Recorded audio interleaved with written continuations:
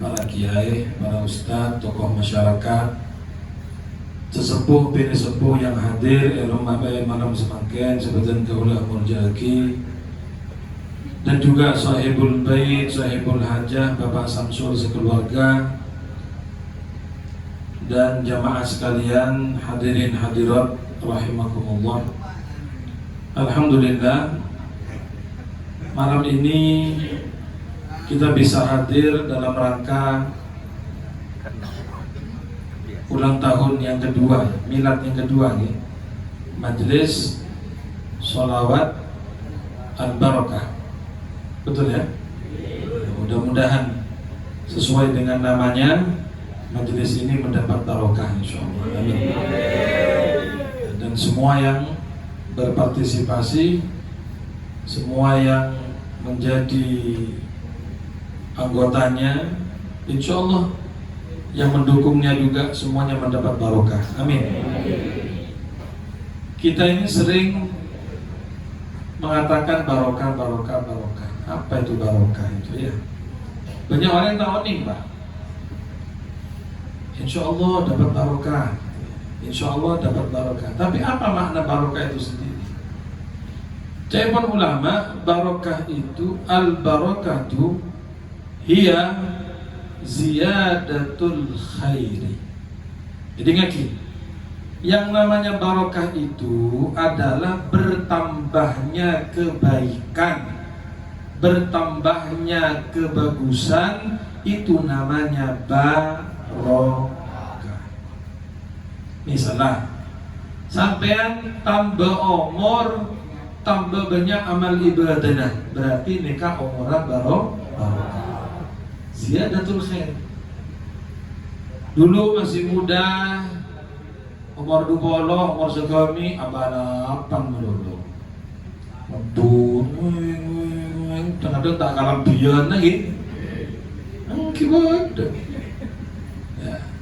Tapi begitu sudah masuk usia Pak Bono, masuk umur seket, cak ngebut boleh Pak enggak,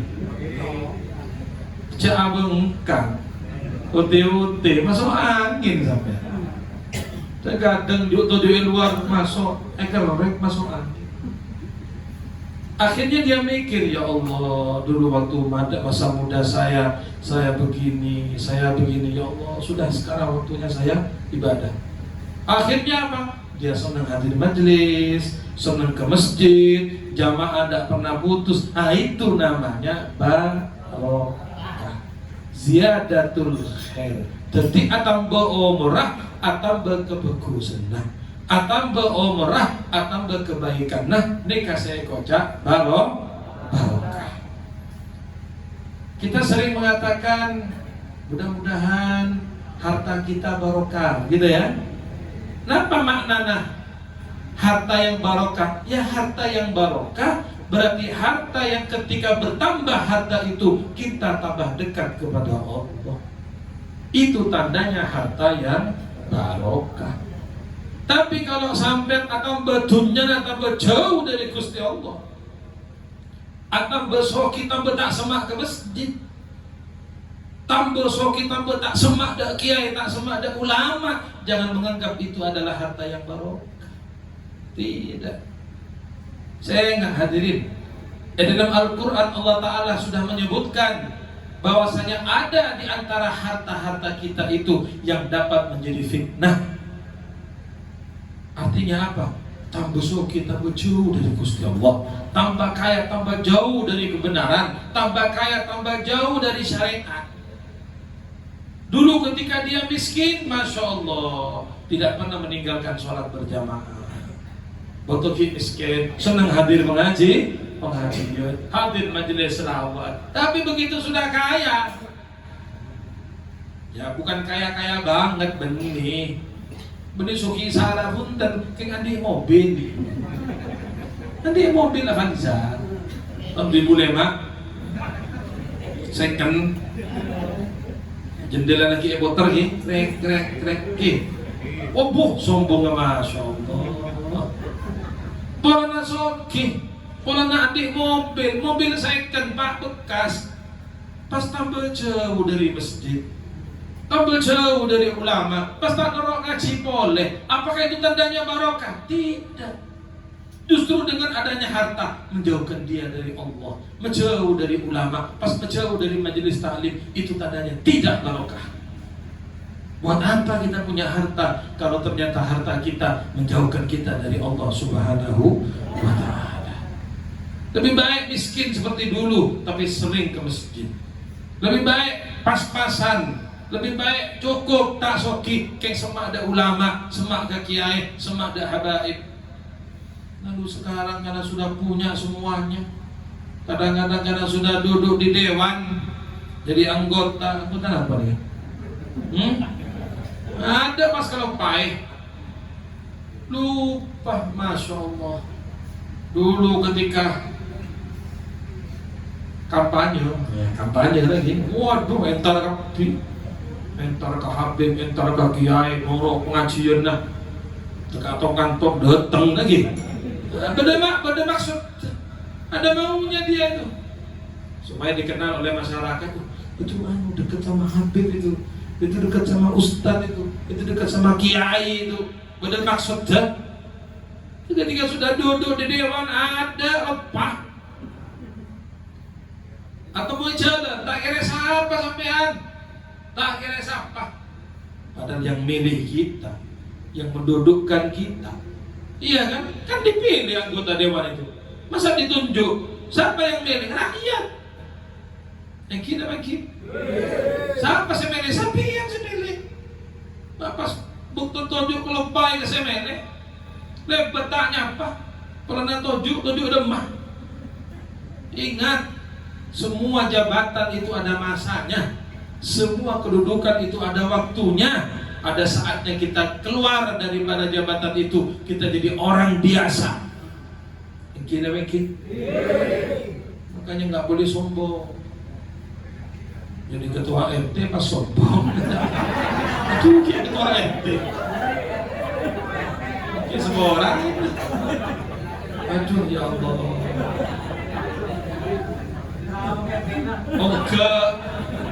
Ketua RW misalnya ini. Jadi saya tidak nyinggung siapa loh ya. Semua orang ada. Kayak semua orang lagi.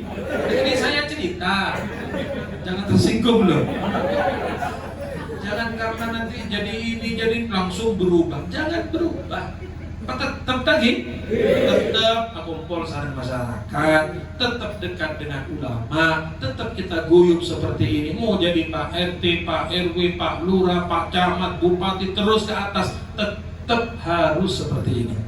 Benar apa benar? Jangan lupa sampai nih kayak peleh. Jangan lupa ada semene. Masya Allah. Saya ingat jabatan itu ada waktunya. Jabatan itu ada batasan. Ketika dia misalnya jadi satu pejabat misalnya, dan saya sebut pejabat apa, dengan titel ini, dengan jabatan yang tinggi, iya sekarang orang hormat. Siapa? Kenapa? Karena masih jadi. Begitu dia sudah turun, sudah selesai jabatannya, tidak menjabat, ada arkana. Siapa saya siap? Ada saya siap. Saya ada terima apa? Aja ada sarongan yang mereng sarongan. Songkok yang celek. Ada gila. Siapa saya nyapa? Siapa yang mau hormat lagi? Tidak ada. Ini peringatan kepada kita semuanya. Hati-hati. Jabatan Anda itu adalah amanat dari Allah Subhanahu wa ta'ala. Allah nitip ke sampean. Yang jadi anggota dewan, baik DPRD, yang di daerah ataupun yang di pusat, Anda itu dikasih amanat sama Allah. Allah nitip umpat ke sampean, sampai mempersulit umat ini. Bener Pak? Jangan dipersulit. Loh katanya wakil rakyat. Berarti kan wakil rakyat ini apa yang menjadi unek-uneknya rakyat disampaikan, kan begitu? Loh kan yang mana wakil rakyat Pak? Betul apa enggak? Apa yang menjadi masalah rakyat ini disampaikan ke atas, dimusyawarahkan, diselesaikan. Kan dengan nikah. Terus kelupai. Ada tak efek kiri sampean nih kan. Makanya hati-hati kalau milih sampean ya. Hati, yo. Jadi amplop terima. Oke, betul. Saya kenapa? Saya kan. Allahu Akbar. Saya kata ya Allah. Ada cocok beremusanya. Cocok dia. Saya kata lumayan lagi. Tak tahu nih saya tahun kedua abri saya ya. Saya kan ibu giat. Ada kan mana? Cocok api keduanya mana? Ada tak sah suara nak. Nah, hati-hati. Jangan menjual suara Anda. Jangan menjual suara rakyat. Saya ingat ya. Amanat Pak Ki, seterusnya saya hadir apapun jabatan kita, jadi kiai amanat, jadi ustad amanat. Saya ingat jangan mentang-mentang jadi ustad pas ban seremban kecil nggak bini naureng macamnya amanat. Saya ingat orang ada ustad pas galak bini naureng macam ini barang keras ini ya.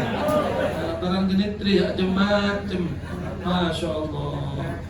Ayo hati-hati ya. Jadi semua jabatan, semua amanat yang Allah berikan kepada kita, ayo dijaga baik.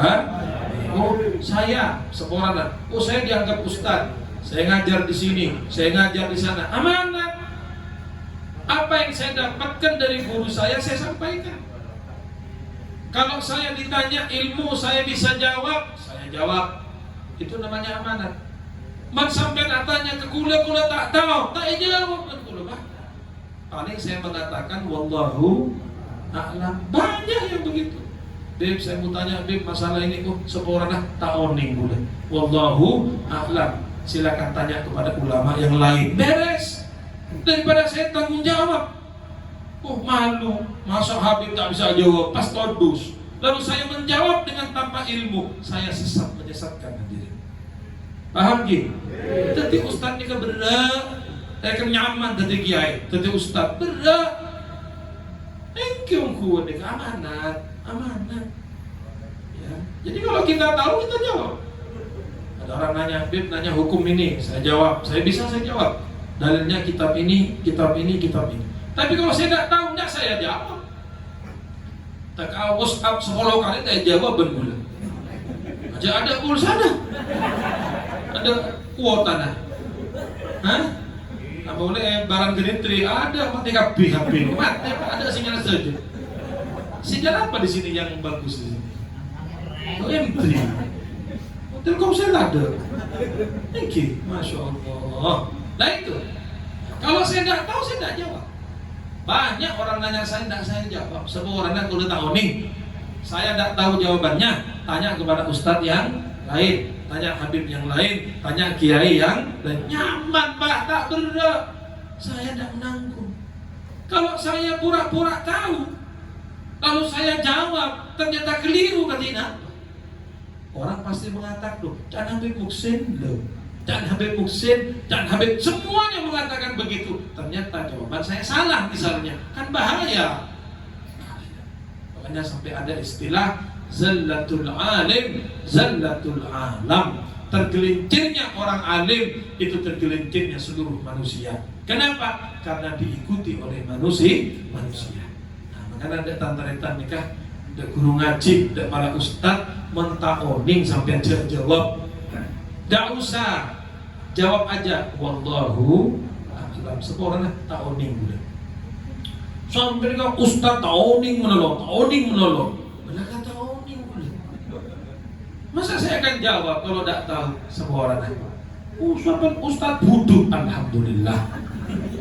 Tidak apa-apa, lo tidak apa-apa dibilang ustad budut, tidak apa Pak. Ini, tidak apa-apa. Saya tidak tanggung jawab. Kalau nanti saya keliru, bagaimana? Di hadapan Allah.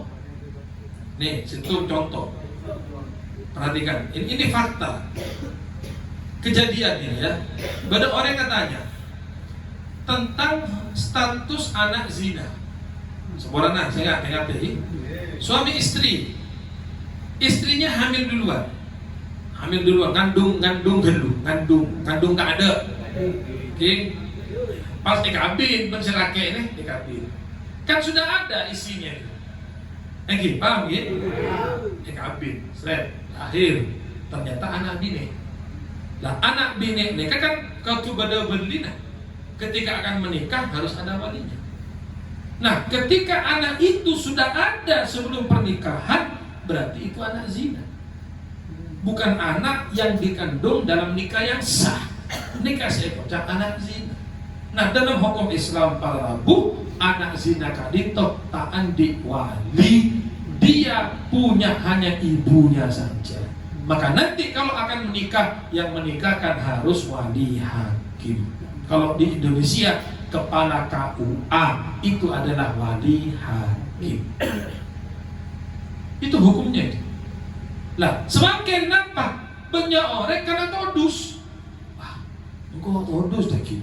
Menbenih kok si makabin. Orang pas tahu dia anak zina. Pas dia makabin tibi, berbapak si budu gelap. Apa kan budu berarti. Iya, saya tak nerima, tidak nerima. Jangan menambah dosa di atas dosa. Jangan nambah dosa di atas dosa. Loh gimana Beb? Kalau kita sadar, astagfirullah ya Allah Gusti, kula ala kau zina Gusti, tobat Gusti ya Allah, nikah anak zina Gusti. Apa? Datang sampai ke wali hakim. Langsung datang ke KUA. KUA paham. Sudah saya sering bicara sama penghulu-penghulu itu. Banyak Pak, tidak kejadian itu banyak begitu. Beb yang datang ke KUA, Beb yang minta dinikahkan duluan, itu karena hamil duluan. Itu yang ngomong penghulunya. Yang kesusu minta bini, anak di KUA berangkat ujuk-ujuk. Ayo, dan nabi itu umumnya 50% ke atas sudah hamil duluan. Jadi KUA sudah paham. Nah, kalau dia memang tobat betul, jangan nambah dosa lagi. Datang dia ke KUA, kepala KUA. Assalamualaikum, salam. Ini badan apa? Ustaz nikah ini tujuh. Sebuah anak, kula lambat sebelum makabin alakom. Alakom apa dong? Ya pokok alakom masa tak paham. Oh iya paham. Nanti ngandung geluk nih, 2 bulan. Terus makin nikah anak bini. Oh iyalah, langsung paham, penghulu paham. Ya wis, wali hakim. Nanti kan tahu langsung paham. Artinya apa? Kita sudah menjaga. Kenapa? Menabi orang gelap mereka memaksakan diri menikahkan anak perempuan itu, padahal itu bukan walinya. Dia bukan walinya. Loh, kan itu anak biologisnya, tidak ngurus anak biologi, anak fisika, anak matematika, tidak ngurus. Ini syariat. Nikah dulu. Anak zina tidak punya wali, walinya adalah wali hakim. Jadi kaki. Jadi memutus sudah. Loh, kalau dia memaksakan diri tetap dinikahkan, nikahnya tidak sah anak perempuan itu. Malam aku pun zina boleh anak geluruh. Anak zina boleh silahkan. Dan itu terus tidak akan berhenti. Loh, nikah dia. Nah, jadi kalau orang tua itu sadar, orang tua itu tobat kepada Allah, jangan aku boleh entar ke KUA, terangkan apa adanya dan KUA akan paham. Iya. Mana kawan pada ada nikah, engki banyak tontonan, banyak pada sampai ke banyak. Jadi paham mereka itu. Tapi kan alhamdulillah terputus sudah. Nanti waktu akan nikah, walaupun undang-undang tetangga semuanya, langsung wali hakim yang menikahkan KUA. Orang menyangkanya, diwakilkan dan. Engki, mereka tak oning dari tanah. Yang cerita orang tak oning. Paling berusaha mas makabin oke, paling diwakilkan itu. Beres. Tapi sah nikahnya. Paham gitu? Jangan memaksakan diri. Boleh selebih boleh Pak. Ini bukan masalah anak zina. Kenapa? Anak angkat. Benih anak. Nah, bukan anak kandungnya. Makabin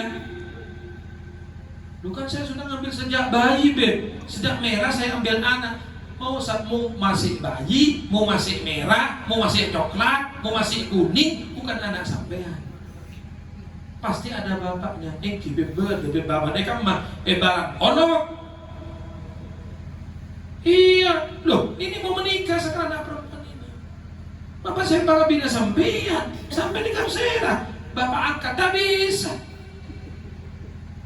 Paham ya? Loh, ini ada aturannya semua. Nggak pernah kata dia malam. Jadi waktu akad nikah, yang mau menikahkan bapak angkatnya. Lah kebetulan di situ ada ustadz tahu, kok yang nikahkan ini? Kan ini pilih bapak kandung kali ya. Yang tadi langsung ke masjid. Assalamualaikum, waalaikumsalam. Pak penghulu, dak sah ini. Loh, kenapa ustadz? Dak sah. Saya bentar. Ini bukan anak kandungnya. Baru tahu loh. Apa yang bukan anak saya lu. Ya apa sampai ini? Saya ngambil sejak bayi. Lu mana bapaknya? Ada. Panggil. Oh lu bapak. Kalau di luar kota telepon. Wakalah bisa pakai telepon, Pak. Kalau mewakilkan boleh pakai telepon. Kalau akad tidak boleh pakai telepon, harus hadir. Wakalah boleh. Saya sering telepon dari Madura. Halo Beb, saya wakilkan Habib kepada Habib menikahkan saudara saya, saudari saya bernama ini dengan oke, saya terima wakalahnya. Mari. Bisa. Oh nggak ada bapaknya. Beda bapak kandungan. Kenapa kamu dikenalkan sama bapak angkatnya? Kan dasar nanti pernikahannya. Neser Nabi ini keluar. Masalah kau zina akhirnya. Ini jadi masalah-masalah yang seperti ini tidak boleh dianggap remeh. Tori katanya sampai takoni katanya ke ulama, katanya ke kiai, katanya ke guru, supaya hukum Islam menjadi jelas. Sallallahu alaihi Muhammad. Jadi barokah itu adalah ziyadatul khair, bertambahnya kebaikan. Oh, tambah soki, tambah semak dan ulama bagus. Tambah soki, tambah abunto dak kiai. Oh, wak beda kiai bangun produk bento sampean. Ini kan gitu, gue bangunan ini. Nah, ini ke depan gitu.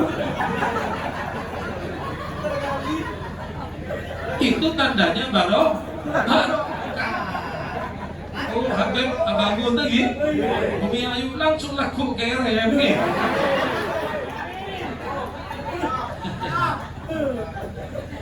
Cocok. Kerem sempit hasak. Yang penting alhamdulillah. Jadi itulah singkatnya tentang makna barokah hadirin. Ziyadatul khair, bertambahnya kebaikan, bertambahnya kebagusan, itu namanya barokah. Makanya insya Allah adanya majelis al-barokah ini benar-benar menambah barokah. Amin ya rabbal alamin. Para Rabu hadirin hadirat saya muljaki salam Allah. Ini sudah hampir jam 10 ini, saya tidak mau lama-lama ngantuk boleh-boleh lagi sekolah ini. Dan pengajian mulai maghrib ngajar, isya ngajar, semakin ngantuk, pulang ngantuk, aku ngantuk nih. Tak perlu bin abid ki. Soalnya sampai lapar juga nuning dulu. Sama ya. Pon terakhir nih. Masalah salawat ki, salawat dari Kanjeng Nabi sallallahu alaihi wasallam. As-salatu ala Nabi sallallahu alaihi wasallam tarfa wa tadfa. Ya. As-salatu ala Nabi tarfa. Nomor 1. Salawat dan Kanjeng Nabi Kak Dinto tarfa, bisa mengangkat derajat kita. Artinya makin banyak sampean baca salawat, makin tinggi derajatnya di hadapan Allah. Makin banyak kita baca salawat, makin semak dengan Kanjeng Nabi. Aulan nasi bi yaumal qiyamah aktsaruhum alayya salatan. Orang yang paling dekat denganku besok hari kiamat, kata Nabi, adalah orang yang paling banyak baca salawat. 1. Salawat yang kita baca tarfa, akan mengangkat derajat kita. Wa tamna, dan dapat mencegah keburukan. Mencegah kejelekan yang akan datang kepada kita. Insya Allah Pak, barokah selawat tidak datang itu keburukan. Ini semua orang. Orang nikah kan pasti beristak senang. Bener, paham maksudku lagi? Siapapun sampean pasti beristak senang, pasti. Paham? Bener sih hasut ke sampean, beristak senang, ini kan biasa. Kadang-kadang yang tidak senang kepada kita akhirnya bermain kotor, kan tidak nekat. Kui santet, kui sihir, bersemacam. Empon menggula pun tobuk, nih kan tobuk. Nongkuan biasa, boleh bareng dua apa kan? Mercon biasa. Paham teman ya? Nah, umumnya orang yang benci, yang hasut ini kan yang satu profesi. Biasa nah, tukang beca hasut pada tukang beca. Nah, bengkel hasut pada bengkel lah, tuku bangunan hasut pada tuku bangunan. Biasanya ada nengkak. Lagi Ustadz hasut pada Ustadz kiai pada. Jadi itu hal yang biasa. Tapi kita harus mempersiapkan diri. Seperti pepatah, sedia payung sebelum baca wirid, baca zikirah, ratibul haddad, al-widul latif, hizib nawawi, hizbun nasr, baca insyaallah ijaga sana Gusti Allah. Kalau sampai senang baca selawat, tamna akan mencegah dari keburukan-keburukan itu. Orang yang tidak senang pasti ada. Ayo, coba perhatikan baik-baik. Orang yang tidak senang kepada kita pasti ada. Saya senang pasti beda. Saya tak senang pasti beda. Kepada Habib, zuriyah Nabi, semakin nih luar biasa. Habaib difitnah, katanya nasabnya terputus. Tidak ada itu, ada palsu semua itu. Coba fitnah. Sayyidina Ubaidillah itu tidak ada anaknya Ahmad Muhajir namanya Ubaidillah, tidak ada, palsu kafir, termasuk Habib Muksin palsunya. Loh, itu fitnah. Karena tidak senang kepada Habaib. Kuat nih Pak, kan ramai nih berita masalah nasab nih kan. Dianggap tidak ada Habaib, tidak ada anak cucu Nabi, astagfirullahaladzim. Tapi itu hal yang biasa, kita menyikapinya juga dengan biasa. Kenapa? Kita anggap itu orang hasut. Mana kok? Orang iri itu, orang hasut selesai. Tidak perlu terlalu ditanggapi. Orang yang tak senang kesampaian pasti beda. Likulli syai'in muhibbun wa mubghidun. Kata Imam Syafi'i, segala sesuatu ada yang senang, ada yang tidak senang, ada yang pro, ada yang kontra. Itulah keadaan kita manusia. Pak, Bu, jangan pernah sampai berharap selama hidup di dunia tidak ada yang hasut kepada sampai tidak mungkin. Unda beb, saya ini orang baik di kampung beb, tidak ada yang benci kepada saya. Cek. Kira mikir, sudah sampai jadi orang paling baik. Orang paling baik, paling sopan, paling akhlak, yang tidak senang pasti ada. Ayo, sampai jalan dengan akhlak, tidak senang, ya paling ngegeyedor ya. Gila. Jadi entar ke pengajian, ke masjid, dungaren, gila. Dungaren, yang pada balon nak habis ya. Jadi ala kau bagus. Cale, ala kok bagus digibai, ala kok sesana digibai, dalam masih benar ya. Paham gitu? Sampai tadi orang saya erasane berorek, tadi orang coba erasane kia lebih bagus tadi orang saya, teka erasane salah wis jadi orang baik sudah. Bagi as-shalah ala nabi, saya ulangi, yang pertama tarfa akan meninggikan derajat kita. Nomor 2 tamna akan mencegah datangnya keburukan kepada kita. Banyak baca selawat sambil. Nomor 3 wa tadfa akan menolak turunnya bala dan musibah. Makanya insya Allah baran makmur dengan selawat, majelis di mana-mana aman baran insya Allah. Bala turun tak detik. Malu makin bala turun tak detik apa? Udah pengajian mana ada? Siapa yang saya Habib Mus'ul lah, cukuran. Tak turun banget. Tak turun, begitu boleh turun. Insya Allah, punten gitu. Itu barokahnya salawat, balak tidak jadi turun. Tadfa akan menolak turunnya balak musibah. Mudah-mudahan Allah memberikan barokah. Insya Allah panjenengan setelah betul-betul mendapat barokah, ziyadatul khair, atambah umrah, atambah ibadah, atambah umrah, atambah takut dari Gusti Allah, atambah umrah, tambah semak dari pengajian, tambah semak dari para ulama, para kiai, para habaib. Moga-moga majelis sholawat Al-Barakah, sama dengan namanya Al-Barakah, akan membawa keberkahan. Amin ya rabbal alamin. Bismillahirrahmanirrahim. Alhamdulillahirabbil alamin. Allahumma